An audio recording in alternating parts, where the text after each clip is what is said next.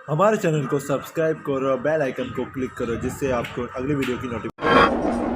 Movie की starting साल 2802 से होती है और हमें दो एस्ट्रोनॉट अपने स्पेसशिप में नजर आते हैं जो किसी एंटेरिस नाम के ग्रह पर जा रहे होते हैं क्योंकि इन्हें पता चला है कि वहाँ पर इंसान रहते हैं। और हमें ये भी बताया जाता है कि हमारी पृथ्वी पर एक वायरस की वजह से महिलाओं की प्रजाति खत्म हो चुकी है और इसीलिए जब इन दोनों एस्ट्रोनॉट को पता चला कि एंटेरिस ग्रह पर भी इंसानों की प्रजाति है तो इन्होंने फैसला किया कि वो दोनों एंटेरिस जाकर वहाँ से कुछ लड़कियों को ढूंढकर पृथ्वी पर लेकर आएंगे ताकि पृथ्वी पर महिलाओं की प्रजाति फिर से आ सके। और फिर जब स्पेसशिप एंटेरिस ग्रह पर लैंड करने वाला होता है तभी अचानक ही उसमें आग लग जाती है। ये देखकर एडम और जैक स्पेसशिप को संभालने की पूरी कोशिश करते हैं लेकिन स्पेसशिप ग्रह की सतह पर गिरकर क्रैश हो जाता है। हालांकि इस एक्सीडेंट में एडम को ज्यादा चोट नहीं आती है लेकिन जैक के हाथ पर थोड़ी चोट लग जाती है जिससे उसका बहुत सारा खून बह जाता है। इसके बाद हम एंटेरिस ग्रह को देखते हैं जो पूरी तरह बंजर और वीरान होता है जहाँ इन्हें दूर दूर तक ना कोई आदमी और ना ही कोई खाने पीने का साधन नजर आता है जिससे इन्हें लगता है कि इस ग्रह पर इंसानों का होना एक अफवाह है। लेकिन जब एडम जैक की चोट का इलाज कर रहा होता है तभी अचानक इन्हें एक कुत्ते के भौंकने की आवाज आती है तो एडम आवाज का पीछा करते हुए आगे जाता है। तभी एक जगह एडम को एक छोटा बच्चा एक कुत्ते के साथ नजर आता है तो एडम उस बच्चे से बात करने की कोशिश करता है लेकिन वो बच्चा एडम को देखते ही वहाँ से भागने लगता है। ये देखकर एडम भी उसके पीछे पीछे जाता है और तभी एक महिलाओं का समूह वहाँ आ जाता है जो किसी सिपाही की तरह लग रही होती है और फिर वो महिलाएं उस बच्चे को पकड़कर अपने साथ ले जाती हैं। इधर एडम जब उस बच्चे को इधर उधर ढूंढ रहा था तभी वो एक बड़े से महल के सामने पहुंच जाता है और एडम चुपके से उसके अंदर चला जाता है और वहाँ पर बहुत सारी महिलाओं को देखकर हैरान रह जाता है। इसी दौरान एडम को उनकी बातों से पता चलता है कि इस ग्रह पर महिलाएं आदमियों पर राज करती हैं और उन्हें गुलाम बनाकर अपने सारे काम करवाती हैं। यहाँ तक कि जब उन्हें किसी आदमी के साथ रोमांस करना होता है तो महिलाएं उनकी मर्जी के बगैर ही अपने मन चाहे आदमी के साथ कुछ भी कर सकती हैं। इसी दौरान एडम देखता है कि वहाँ कुछ महिलाएं अपने गॉड के लिए प्रे कर रही होती हैं। तभी हमें पता चलता है कि धार्मिक महिलाएं एक ऐसे ग्रुप से संबंधित हैं जिसे टेक्सन चलाती है। उसी समय एक बहुत ही बड़ा सांप जमीन से निकलता है जिसकी ये सभी महिलाएं पूजा करती हैं और इसी को अपना गॉड मानती हैं। और फिर हम इस ग्रह की रानी सुमुरु को देखते हैं जो टेक्सन के काम से बहुत कम खुश होती हैं। तभी वहाँ कुछ महिला सिपाही उस बच्चे को लेकर आती हैं और ये सब एडम बड़ी हैरानी से देख रहा होता है। तभी टेक्सन उन सभी को बताती है कि इस बच्चे को हमारे स्नेक गॉड के लिए बलिदान किया जा रहा है। ये सुनकर उस बच्चे की बहन डव जो रानी की सैनिकों में से एक है वो टेक्सन के ग्रुप की महिलाओं पर अटैक कर देती है। इसी दौरान हमारे सामने एक और बात आती है कि महल के अंदर की महिलाएं दो ग्रुपों में बटी हुई हैं, एक जो टेक्सन का काम करती है और दूसरी जो रानी सुमरू का काम करती है। वहीं डव टेक्सन के सिपाहियों के साथ लड़ी रही होती है कि तभी स्नेक गॉड टेक्सन के ग्रुप की एक महिला सिपाही को निगल लेता है। ये देखकर टेक्सन काफी गुस्से में आ जाती है और अपने सिपाहियों से डव को पकड़ने के लिए बोलती है लेकिन रानी उसे ऐसा करने से रोक देती है जिससे रानी और टेक्सन में बहस हो जाती है। इसी बीच एडम जो एक कोने में छुपकर इनकी सारी बातें सुन रहा था तभी उसके फोन पर जैक की कॉल आ जाती है जिसकी आवाज वहाँ मौजूद सभी महिलाएं सुन लेती हैं। ये देखकर टेक्सन अपने सैनिकों से एडम को पकड़ने के लिए बोलती है और एडम उन पर अपनी गन चलाकर भागने लगता है। इसी भागा दौड़ी में वो छोटा बच्चा भी वहाँ से भाग निकलता है और फिर कुछ देर बाद हम एडम और उस बच्चे को एक साथ देखते हैं जिसे बचाने के लिए एडम अपने स्पेसशिप पर ले जाता है। लेकिन तभी टेक्सन के महिला सिपाही एडम पर अटैक कर देते हैं जिसमें वो बच्चा तो बच जाता है लेकिन एक सिपाही एडम के पैर में तीर मार देती है। लेकिन फिर भी एडम बड़ी मुश्किल से स्पेसशिप के अंदर आ जाता है पर तीर में जहर लगे होने की वजह से एडम की हालत खराब होने लगती है। वहीं स्पेसशिप के बाहर रानी अपने सिपाहियों के साथ आ जाती है जो टेक्सन के सिपाहियों को वहां से जाने के लिए बोलती है और फिर स्पेसशिप के अंदर जाती है जहां एडम बहुत ही बुरी तरह से जख्मी पड़ा हुआ था। तभी रानी अपने बालों से कुछ निकालती है और एडम की बॉडी में लगा देती है जिससे एडम की जान बच जाती है। फिर अगले सीन में हम एडम को रानी के महल में देखते हैं जहाँ जैक भी होता है और जब एडम को होश आता है तब जैक उसे बताता है कि उसे रिसर्च से पता चला है कि ये ग्रह अगले 2 महीने में ही खत्म हो जाएगा क्योंकि यहाँ पल पल भूकंप के झटके आते हैं जिससे ये ग्रह धीरे धीरे खत्म हो जाएगा। ये दोनों बात ही कर रहे होते हैं कि तभी वहाँ फिर से भूकंप आ जाता है। इसके बाद रानी के सैनिक एडम को रानी के कमरे में ले जाते हैं जहाँ एडम रानी को सारी सच्चाई बताने की कोशिश करता है। यहाँ एडम रानी को बताता है कि वो पृथ्वी से आया है। इसके साथ ही एडम रानी को ये भी बताता है कि एंटेरिस के लोग भी पृथ्वी के ही वंशज है। दरअसल आज से सैकड़ों साल पहले एक एस्ट्रोनॉट लोगों का दल इस ग्रह पर लाइफ की खोज करने के लिए आया है, जिन्होंने पहले 100 सालों तक पृथ्वी पर संपर्क बनाकर रखा, लेकिन बाद में कुछ तकनीकी खराबी की वजह से उनका पृथ्वी से संपर्क टूट गया और इस वजह से ही वो सारे एस्ट्रोनॉट लोग इसी ग्रह पर फंस कर रह गए। अब एडम की सारी बातें सुनने के बाद रानी भी हैरान हो जाती है और एडम की बातों पर इसलिए यकीन करती है क्योंकि उसके पूर्वजों ने भी पहले पृथ्वी के बारे में बताया था। और फिर रानी एडम को अपने ग्रह के बारे में बताती है कि यहाँ लगातार भूकंप आने की वजह से ये ग्रह पूरी तरह बर्बाद हो गया। तभी अचानक टेक्सन का एक ग्रुप पावर में आया जिसने ग्रह पर रहने वाले लोगों को स्नेक गॉड के प्रति आकर्षित किया। वहीं टेक्सन एक शाही परिवार से आती है जो मेरी तरह ही रानी बनना चाहती है, लेकिन ग्रह के लोगों ने उसे अपनी रानी स्वीकार नहीं किया और इसी वजह से टेक्सन अपने ग्रुप को बड़ा कर रही है ताकि एक दिन वो रानी को मारकर उसकी जगह राज कर सके। इसके बाद रानी एडम को बताती है कि बहुत सालों पहले आदमियों ने यहाँ प्रकाश की बहुत फ्लैश देखी जिसमें बहुत से आदमी मारे गए थे और उसी दिन से महिलाओं ने आदमियों को अपना गुलाम बना लिया। इसके बाद रानी एडम को अपनी खदान में ले जाती है जहाँ बहुत से आदमी गुलामों की तरह खुदाई का काम कर रहे होते हैं। यहाँ रानी एडम को बताती है कि हम आदमियों का इस्तेमाल अपना काम करवाने के लिए या फिर स्नेक गॉड को बलि चढ़ाने के लिए करते हैं। इसी दौरान जब एडम रानी को ये समझाने की कोशिश करता है कि ये ग्रह अगले 2 महीने में खत्म होने वाला है तो रानी उसकी बातों पर यकीन करने की बजाय उसे पीटने लगती है और उसे अपने सैनिकों से कालकोठरी में डालने के लिए कहती है। इसके बाद जब रानी के सैनिक एडम को कैद करने के लिए ले जा रहे होते हैं तभी टेक्सन के ग्रुप के लोग उन पर अटैक कर देते हैं जो रानी के ग्रुप की सारी महिला सैनिकों को मार देती है और एडम को पकड़कर अपने साथ ले जाती है। वहीं हम देखते हैं कि इस लड़ाई के बीच उस छोटे बच्चे की बहन डब बहुत बुरी तरह जख्मी हो जाती है और फिर अपने छोटे भाई के सामने ही दम तोड़ देती है। दूसरी तरफ टेक्सन के सैनिक एडम को टेक्सन के पास ले जाते हैं जहाँ टेक्सन एडम को अपने ग्रुप में शामिल होने के लिए बोलती है और जब एडम इस काम के लिए मना करता है तो टेक्सन उसके साथ फ्लर्ट करने की कोशिश करती है, लेकिन एडम फिर भी उसे मना कर देता है। इससे टेक्सन काफी गुस्से में आ जाती है और एडम पर अटैक कर देती है, पर इससे पहले कि टेक्सन एडम को कोई चोट पहुंचा पाती तभी रानी जैक के साथ वहां आ जाती है और एडम को टेक्सन से बचा लेती है। यहाँ टेक्सन जब रानी से लड़ने की कोशिश करती है तो रानी उसे एक ही मुक्के में बेहोश कर देती है। इसके बाद रानी जैक और एडम को वहाँ से बाहर लेकर जाती है। इसी दौरान जैक एडम को बताता है कि उसके पास पहले की तुलना में बहुत कम समय बचा है। यहाँ रानी भी इन दोनों के बीच की बात सुन लेती है। तभी रानी एडम को एक वर्ल्ड जोन नाम की जगह के बारे में बताती है और ये वही जगह है जहाँ हजारों साल पृथ्वी से आया हुआ स्पेसशिप उतरा था। ये सुनकर एडम और जैक खुश हो जाते हैं क्योंकि उन्होंने किसी तरह से उस जगह पर पहुंचकर अपने जहाज को स्टार्ट कर लिया तो वो वापस पृथ्वी पर जा सकते हैं। यहाँ रानी भी उनकी मदद के लिए तैयार हो जाती है। इसके बाद रानी एडम और जैक के साथ वर्ल्ड जोन की तरफ जाती है जहाँ से वो उनके साथ पृथ्वी पर जा सकती है। इस दौरान रास्ते में टेक्सन के सिपाही रोकने के लिए आते हैं पर ये जैसे तैसे करके उन्हें चकमा देकर आगे बढ़ते रहते हैं। इसी दौरान रानी एडम के कहने पर कैद किए हुए सारे गुलाम आदमियों को छोड़ देती है और फिर महल से बाहर निकलकर एडम और जैक रानी के साथ पैदल ही वर्ल्ड जोन की तरफ जाते हैं। तभी रास्ते में एडम रानी को पृथ्वी पर चलने के लिए मनाने की कोशिश करता है, लेकिन रानी साफ मना कर देती है। यहाँ रानी एडम से कहती है कि वो अपने लोगों को यहाँ मरता हुआ छोड़कर नहीं जा सकती है। तभी रास्ते में एक जगह पर जैक को एक आदमी का कंकाल दिखाई देता है और जब जैक अपनी डिवाइस की मदद से उसकी जांच करता है तो उसे मालूम होता है कि इस आदमी की मौत पिछले 1000 साल पहले हुई थी। और यहाँ जैक ये भी बताता है कि करीब 1000 साल से पहले यहाँ बहुत ही बड़ा विस्फोट हुआ था जिसकी वजह से बहुत से आदमियों की मौत हो गई थी। ये सुनकर रानी समझ जाती है कि ये वही रोशनी की चमक थी जो सदियों पहले उनके पूर्वजों ने देखी थी। इसका मतलब कि वो सब एक झूठ था जो कुछ भी उनके धर्म में कहा गया था कि मर्द प्रजाति बहुत ही खतरनाक है। अब सारी सच्चाई जानने के बाद रानी अंदर से बहुत दुखी होती है, लेकिन एडम उसे आगे बढ़ने के लिए कहता है क्योंकि अब उनके पास ज्यादा समय नहीं बचा था। अगले सीन में ये सभी लोग वर्ल्ड जोन के पास पहुंच जाते हैं जो कि एक बहुत ही बड़ा स्पेस शिप होता है और फिर जैक और वो छोटा बच्चा इंजन को स्टार्ट करने की कोशिश करने लगते हैं जबकि एडम और रानी स्पेसशिप की तकनीकी चीजों को चेक करने लगते हैं और फिर बहुत मेहनत के बाद एडम और जैक स्पेसशिप के इंजन को स्टार्ट करने में कामयाब हो जाते हैं। पर तभी टेक्सन अपने सिपाहियों के साथ वहाँ आ जाती है और इन पर अटैक कर देती है जिससे वहाँ बहुत ही घमासान लड़ाई होती है। पर एडम अपनी हाईटेक गन से टेक्सन के सभी सिपाहियों को मार देता है, लेकिन टेक्सन अभी जिंदा होती है जो रानी से दो हाथ करने के लिए कहती है। ये सुनकर रानी टेक्सन को जबरदस्त तरीके से मारती है। इसी बीच टेक्सन जब रानी को जान से मारने की कोशिश करती है तभी एडम उसे अपनी गन से शूट कर देता है जिससे उसकी मौत हो जाती है। इसके बाद जैक स्पेसशिप को उड़ान भरने के लिए तैयार करता है। वहीं अब रानी भी समझ जाती है कि उसका ग्रह अब खत्म होने वाला है, तो अब रानी भी एडम और जैक के साथ पृथ्वी पर चलने के लिए मान जाती है। और जब ये सभी लोग स्पेसशिप में बैठकर उड़ान भरते हैं तो एंटेरिस के लोग स्पेसशिप को आसमान में उड़ता हुआ देखकर काफी परेशान हो जाते हैं। वहीं एडम जब एंटेरिस के लोगों को उनकी रानी के बिना देखता है तो उसे उनके लिए काफी बुरा महसूस होता है, तो एडम जैक से स्पेसशिप को नीचे उतारने के लिए बोलता है और ग्रह पर बचे हुए बाकी लोगों को अपने साथ पृथ्वी पर ले चलने के लिए बोलता है। इस पर जैक एडम से कहता है कि अगर हम वापस ग्रह पर जाते हैं तो वहाँ आने वाला खतरनाक भूकंप हमारे स्पेसशिप को खत्म कर सकता है। पर एडम और रानी इतना जोखिम उठाने के लिए तैयार होते हैं और फिर रानी और एडम के ज्यादा बोलने पर जैक स्पेसशिप को नीचे उतार देता है। वहीं ग्रह पर मौजूद लोग स्पेसशिप को देखकर डर रहे होते हैं, तो रानी बाहर जाकर उन सभी को समझाती है और उन्हें स्पेसशिप के अंदर आने के लिए कहती है। तो रानी की बात मान सभी लोग स्पेसशिप के अंदर आ जाते हैं और जब जैक स्पेसशिप को फिर से उड़ाने के लिए तैयार होता है, तभी स्पेसशिप पर एक बहुत बड़ा कोबरा अटैक कर देता है। लेकिन जैसे ही जैक स्पेसशिप को उड़ान भरने के लिए स्टार्ट करता है, तभी स्पेसशिप से निकलने वाली आग से वो कोबरा जलकर मर जाता है और फिर स्पेसशिप पृथ्वी के लिए उड़ान भरते हुए आसमान की तरफ चला जाता है। और इसी के साथ ये मूवी यही खत्म हो जाती है। हमारे चैनल को ऐसे ही प्यार देते रहिए। चलो जल्दी से कमेंट करके